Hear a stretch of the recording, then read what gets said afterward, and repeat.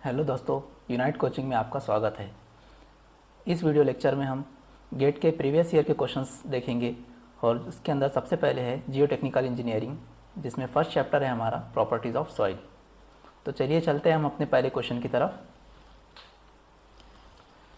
First question is for sand of uniform spherical particles the void ratio in the loosest and densest states are dash and dash respectively. देखिए ये question 1991 में पूछा गया है 2 marks के लिए। Question ये है कि सैंड पार्टिकल्स है जो यूनिफॉर्म स्फेरिकल शेप के है, जिसके लिए आपको वाइड रेशियो लूजेस्ट और डेंसेस्ट स्टेट्स में फाइंड करना है। तो इसका आंसर तो बहुत ईजी है, बहुत सारे स्टूडेंट्स ने इसके आंसर को डायरेक्टली लर्न कर लिया है, लेकिन इसका सोल्यूशन मैं आपको इस वीडियो में बता दूंगा अभी। तो इसका सोल्यूशन बताने के लिए देखिए कि एक uniformly graded coarse grain soil लिया है जिसके स्फेरिकल पार्टिकल्स है, जिसमें मैक्सिमम पॉसिबल वाइड रेशियो 91% रहेंगी और उसकी मैक्सिमम पोरोसिटी 47% रहेंगी। लेकिन ये आया कहाँ से है, तो इसके लिए देखिए ये स्टेट अचीव करने के लिए पार्टिकल्स को रेक्टेंगुलर एरे में अरेंज किया गया है। रेक्टेंगुलर एरे कुछ इस तरह से है कि ये डायमेंशन उसका L, दूसरा डायमेंशन भी L और तीसरा डायमेंशन भी L, मतलब कुछ क्यूब इस तरह से बनाया गया है कि उसके डायमेंशंस तीनों भी L है और हर एक पार्टिकल का डायमीटर D से डिनोट किया गया है। ठीक है, तो यहाँ से टोटल नंबर ऑफ पार्टिकल्स अगर हमको कैलकुलेट करना है इस पूरे क्यूब में कितने हैं, तो उसको कैलकुलेट करने के लिए हमें सबसे पहले जो एज्यूम किया है हमने क्यूब ऑफ साइज L, ये हमने एज्यूम किया है। तो टोटल नंबर ऑफ पार्टिकल्स निकालने के लिए हर लेंथ में कितने पार्टिकल्स हैं हम ये चेक करेंगे पहले। जैसे कि पहले ये वाली लेंथ ले लेते हैं, इस लेंथ में कितने पार्टिकल्स है तो उसको divided by diameter of 1 particle करेंगे, तो आपको टोटल नंबर ऑफ पार्टिकल्स इस लेंथ में कितने हैं वो मिल जाएंगे। वैसे ही इस लेंथ के लिए भी कितने पार्टिकल्स है ये अगर चेक करना होगा तो टोटल लेंथ को एक पार्टिकल के डायमीटर से उसको डिवाइड करेंगे, तो उसमें हमको इस लेंथ में जितने भी पार्टिकल्स है वो पार्टिकल्स मिल जाएंगे, नंबर ऑफ पार्टिकल्स। वैसे ही इस डायमेंशन में अगर आप चेक करने की कोशिश करेंगे तो इस डायमेंशन की लेंथ है L, उसमें एक पार्टिकल का डायमीटर है D, तो आप L/D करेंगे तो टोटल नंबर ऑफ पार्टिकल्स इस डायमेंशन में मिल जाएंगे।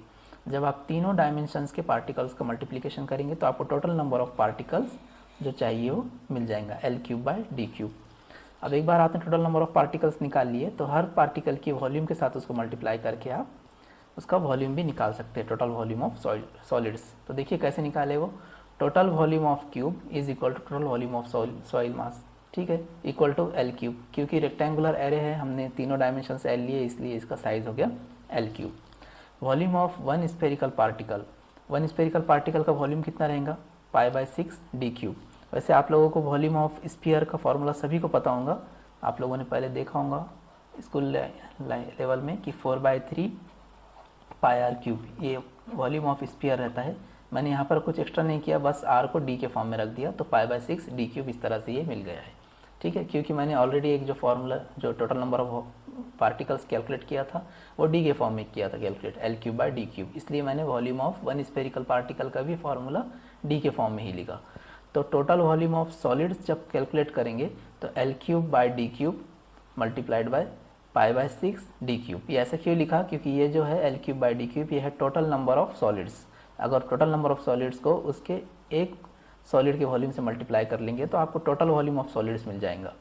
तो इस तरह से जब आप इनका कैलकुलेशन करेंगे तो आपको L3 मल्टीप्लाइड बाय π/6 बचेगा और फिर आप उसके बाद वॉल्यूम ऑफ वाइड्स निकालने की कोशिश करेंगे। क्यों वॉल्यूम ऑफ वाइड्स निकाल रहे हैं आप, क्योंकि आपको वाइड रेशियो निकालना है। वाइड रेशियो ही तो पूछा है क्वेश्चन में, और वाइड रेशियो का फॉर्मूला क्या है, volume of wides divide by volume of soil solids. तो वॉल्यूम ऑफ सॉइल सॉलिड्स तो हमने निकाल लिए, अभी हम वॉल्यूम ऑफ वाइड्स निकालेंगे। उसके लिए volume of voids is equal to total soil mass, total volume of soil mass minus volume of soil solids, जो बचेंगे वो वाइड्स ही रहेगा। तो उस हिसाब से V है L3 और VS हमने यहाँ पर कैलकुलेट किया L3 मल्टीप्लाइड बाय π/6। जब इसको कैलकुलेट किया अच्छे से इक्वेट करके यहाँ पर देखा चेक किया तो L3 इंटू 6 माइनस π/6 ये इक्वेशन मिलेगा। बस उसको वाइड रेशियो के फॉर्मूले में रख दिया, वॉल्यूम ऑफ वाइड्स जो यहाँ से मिला ये वाली टर्म और ये जो टर्म मिली वॉल्यूम ऑफ सॉलिड्स, तो ये दोनों टर्म्स को हमने क्या किया यहाँ पर प्लेस कर दिया और जब पूरा कैलकुलेट किया तो इसमें 0.91 हमें वाइड रेशियो मिल गया। ठीक है,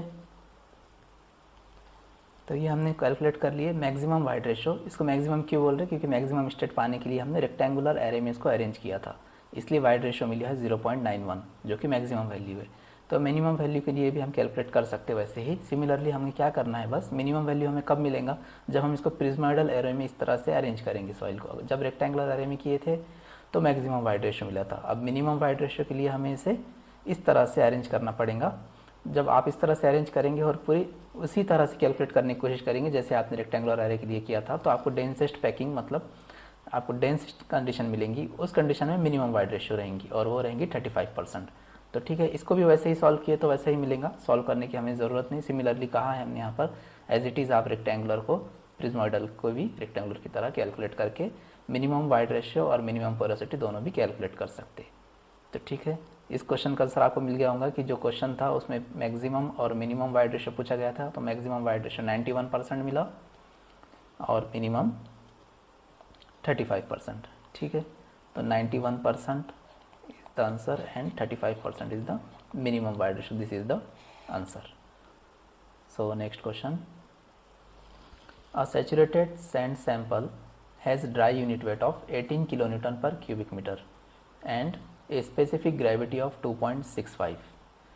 If unit weight of water is 10 kilonewton per cubic meter, the water content of the soil is. ये क्वेश्चन 1991 में 2 मार्क्स के लिए पूछा गया है, तो इसे सॉल्व करते हैं हम अभी। देखो क्वेश्चन में जो दिए हुए वो चीज़ों को पहले शुरू लिख लेना चाहिए। गामा डी की वैल्यू दी हुई है 18 kilo newton per metre cube, और उसके बाद दिया हुआ है specific gravity value G is equal to 2.65। Gamma W is also given to be 10 kilo newton per cubic metre. So they have asked us to calculate the water content. Water content निकालने के लिए पूछा है। देखिए water content निकालने के लिए जब हम ट्राई करते हैं, सबसे पहले हमारे माइंड में एक फार्मूला आता है SE equal to WG, degree of saturation multiplied by void ratio is equal to water content into specific gravity. ठीक है, तो इस तरह से ये फार्मूला हमें याद आ जाता है। लेकिन जब हम देखेंगे यहाँ पर तो हमारे पास सेचुरेटेड सॉइल है, ये बात तो उन्होंने कह दिया, इसलिए हमें प्रॉब्लम नहीं कोई, हम S की वैल्यू 1 रख सकते हैं। लेकिन वाइड रेशियो की वैल्यू यहाँ पर गिवन नहीं है, W तो कैलकुलेट करना है और G की वैल्यू गिवन है, तो हमें वाइड रेशियो की वैल्यू चाहिए। तो वाइड रेशियो कैलकुलेट करने के लिए आप फार्मूलाज को चेक करेंगे, तो जैसे कि एक फार्मूला है जो जनरल फार्मूला है, bulk density is equal to G plus SE divided by 1 plus E into gamma डब्ल्यू, ये एक फार्मूला है। लेकिन जब आप ड्राई डेंसिटी की बात करेंगे, गामा डी मतलब जिसमें डिग्री ऑफ सेचुरेशन 0 रहता, तो G प्लस S इंटू ई मतलब क्या हो गया, वो 0 हो गया, तो वो लिखने की ज़रूरत भी नहीं है। ठीक है, फिर भी 0 लिख लेते हैं यहाँ पर। ठीक है, 1 plus E into gamma W. तो यहाँ पर देखेंगे हम, तो फार्मूला कुछ इस तरह से बन के आया कि G gamma W divided by 1 plus E. तो इस फार्मूले में गामा डी की वैल्यू दी हुई है 18 किलोमीटर पर क्यूबिक मीटर, G दिया हुआ है, गामा डब्ल्यू दिया हुआ है, सिर्फ E नहीं है, और E तो हमें चाहिए। ठीक है, जब E मिल गया तो हम इस फार्मूले में रख के W की वैल्यू निकाल सकते हैं। तो 1 plus e is equal to G gamma W divided by gamma d. बस इस फार्मूले में G की वैल्यू रख लो 2.65, गामा डब्ल्यू 10, चलो रख लेते हैं यहाँ पर 2.65 into 10 divided by gamma D is 18, और ये 1 प्लस ई है, 1 को उधर भेज दो, इसके साथ माइनस में आ जाएगा, और जो कैलकुलेट करने के बाद वैल्यू मिलेंगी वो E की वैल्यू रहेंगी। सो E इज़ इक्वल टू, मेरे पास इसका आंसर आ गया है E का 0.44। तो बस इसी E को हम इसके अंदर रखेंगे, इस फार्मूले में S into E is equal to W into G. यहाँ से कैलकुलेट कर सकते हैं अब W की value, 1 into 0.44 is equal to W into G is 2.65। तो यहाँ से W मिल जाएगा 0.166। ठीक है, तो इस तरह से वाटर कंटेंट फाइंड कर लिया हम लोगों ने। तो नेक्स्ट क्वेश्चन की तरफ चलते हैं अभी। Question number 3 is right true और false in the answer book. Actually जब 1990s का ज़माना था, उस टाइम गेट के एग्ज़ाम में आंसर बुक होती थी, उसके अंदर आंसर लिखना पड़ता था, इस टाइप ऑफ एग्ज़ाम होता था, इसीलिए वहाँ पर राइट ट्रू और फॉल्स इन आंसर बुक है। तो क्वेश्चन ये है कि अ soil having a uniformity coefficient smaller than about 2 is considered uniform. Actually देखिए, इसका डायरेक्टली हमारे पास एक टेबल जैसे फॉर्म में दिया हुआ है, इसके इंस्ट्रक्शंस दिए हुए हैं कि यूनिफॉर्म कब रहेगा, मतलब पुअर ग्रेडेड सॉइल कौन सी रहेंगी, वेल ग्रेडेड सॉइल कौन सी रहेंगी। तो आपके जस्ट नॉलेज के लिए मैं बता देता हूँ कि CU is equal to D60/10, इसको सबको पता है ये फार्मूला। ठीक है, और अगर फॉर सॉइल्स बात मैं लिख लेता हूँ यहाँ पर, for soils to be well graded, for soils to be well graded, Cu is greater than 4 for gravels and it is greater than 6 for sands. तो इस तरह से Cu की वैल्यू अगर ये इन दोनों चीज़ों से ज़्यादा होंगी तभी आप उसको वेल ग्रेडेड बोलेंगे, या फिर इससे कम रही तो उसको आप पुअरली ग्रेडेड या यूनिफॉर्मली ग्रेडेड या गैप ग्रेडेड सॉइल भी कह सकते हैं। तो यहाँ पर ऑलरेडी क्वेश्चन में इस तरह से दिया हुआ है कि soil having a uniformity coefficient smaller than 2, smaller than 2 मतलब ये तो यूनिफॉर्म सॉइल हो गई, तो इसका मतलब ये स्टेटमेंट हो गई ट्रू। ठीक है, नेक्स्ट क्वेश्चन की तरफ चलते हैं। राइट ट्रू और false in the answer book. The A line in the plasticity chart separates organic clays from inorganic clays, ये लाइन भी करेक्ट है। ठीक है, तो इसका आंसर क्या हुआ? ट्रू हुआ। ठीक है, तो कुछ इस तरह से ए लाइन और यू लाइन आपको देखने को मिलती है। तो ये ए लाइन आप इसको कहते हैं यहाँ पर, और इसके ऊपर रहती है यू लाइन। ठीक है, हमारे इसकी ज़रूरत नहीं है, बस नॉलेज के लिए बता रहा हूँ कि यू लाइन हमेशा ए लाइन से ऊपर रहती है। हाँ, इतनी बात आप लिख सकते हैं ए लाइन के लिए। Equation of a line, just knowledge के लिए बता रहा हूँ मैं। I P is equal to, just revision हो जाएगा आपका, I P is equal to 0.73 into डब्ल्यू एल माइनस 20। तो ये फॉर्मूला है ए लाइन के लिए। अगला क्वेश्चन है, wide ratio of a soil sample is 1, the corresponding porosity of the sample is. तो यहाँ पर वाइड रेशियो दिया हुआ है और आपको बस पोरोसिटी निकालना है। तो इसके लिए डायरेक्ट फार्मूला है हमारे पास, उस फार्मूले को हम लिख लेते हैं। देखिए वाइड रेशियो दिया हुआ है 1, पूछा है पोरोसिटी क्या है। तो उसके लिए फार्मूला ये है कि n इज इक्वल टू, या न्यू भी कहते हैं इसको, is equal to E upon 1 plus E. बस ई की वैल्यू है 1 divided by 1 plus 1, this is equal to 1/2 and it is equal to 0.5। So nu is equal to 0.5, ये answer है। ठीक है, तो पोरोसिटी की वैल्यू हमने इस तरह से कैलकुलेट कर ली है। हमारा नेक्स्ट क्वेश्चन है, the consistency of a saturated cohesive soil is affected by. देखिए 1995 में 1 मार्क्स के लिए पूछा गया question. Consistency of a saturated cohesive soil का क्या मतलब है? Relative is with which soil can be deform, ये है कंसिस्टेंसी का मतलब। सॉइल कब डिफॉर्म करेंगे? जब आप उसके अंदर वाटर कंटेंट को कम या ज़्यादा करेंगे तो सॉइल डिफॉर्म हो जाएंगी।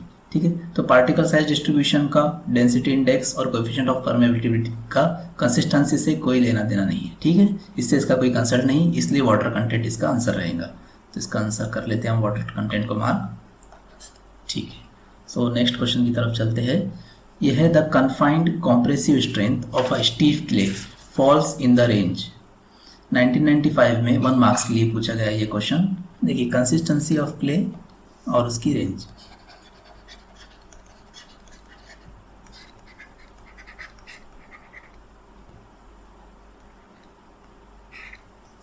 यहाँ पर स्क्वायर होना चाहिए, स्ट्रेंथ की बात है।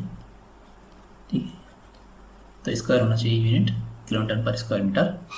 तो यहाँ पर टेबल कुछ इस तरह से बनेगा कि अगर आप सॉफ्ट क्ले की बात कर रहे हैं तो रेंज है 25 to 50 इन किलोमीटर पर स्क्वायर मीटर। अगर मीडियम क्ले है तो 50 to 100। स्टीफ अगर है, जो कि हमारे क्वेश्चन में पूछा गया है, तो 100 to 200। और वेरी स्टीफ के लिए भी एक वैल्यू है, उसके लिए भी रेंज है वेरी स्टीफ 200 to 400। तो इस तरह से consistency of clay with unconfined compressive strength, तो ऑप्शन बनता है हमारा सी। ठीक है, the void ratio of a soil can exceed unity. देखिए ये ट्रू और फॉल्स से पूछा गया है यहाँ पर, तो इसका आंसर मैं आपको बताता हूँ। वाइड रेशियो का फॉर्मूला सभी लोगों को पता है। What is the formula for void ratio? E is equal to volume of voids to the volume of soil solids. ठीक है, तो यहाँ पर पूछा गया कि volume void ratio of a soil can exceed unity. Unity से ये एक्सीड कर सकता है, क्योंकि वॉल्यूम ऑफ वाइड्स तो कितने भी ज़्यादा हो सकते हैं, इसके लिए कोई चैलेंज नहीं कि कितना वाइड रेशियो मैक्सिमम कितना रहेगा।